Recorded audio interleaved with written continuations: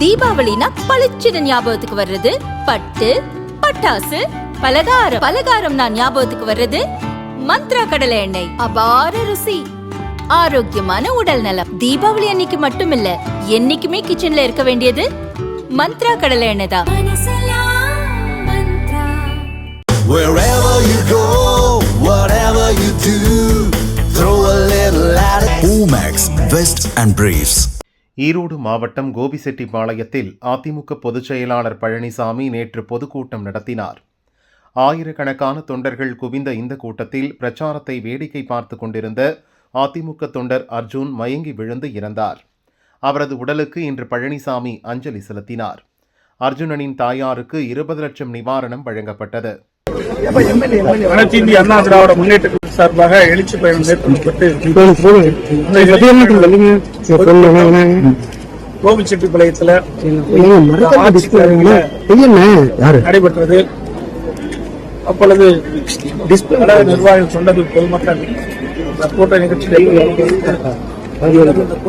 பங்கு பெற்றார்கள். இதிலே திரு அர்ஜுன் என்பவர் சாலையில் நின்று கொண்டு கூட்டம் ஆரம்பிப்பதற்கு முன்பாக அவர் நின்று கொண்டிருந்தார். இந்த நிகழ்ச்சியில பங்கு பெறுவதற்காக சென்றிருந்தார். அவர் திடீரென்று மயக்கமுற்று சாலையில் விழுந்தவுடன் உடனடியாக அக்கம் பக்கத்தில் இருந்தவர்கள் 108 ஆம்புலன்ஸுக்கு தகவல் கொடுக்கப்பட்டு மருத்துவமனையில் சேர்க்கப்பட்டு அவருக்கு சிகிச்சை அளிக்கப்பட்டுள்ள சூழ்நிலையில் அவர் வருகின்ற வழியிலே இறந்துவிட்டதாக மருத்துவர் தெரிவித்தார். மிக தீவிரமான சம்பவம். இவர் ஏற்கனவே பல ஆண்டுகளாக அதிமுக உறுப்பினராக சொன்னார்கள். அவருடைய சொந்த ஒரு கம்பையும் படையும்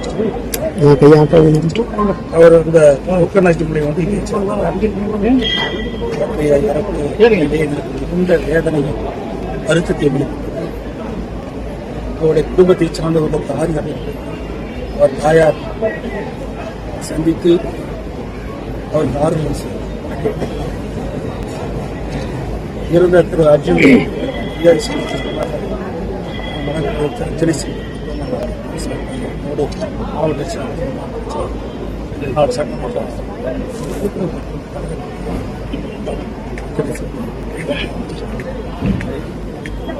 அவருடைய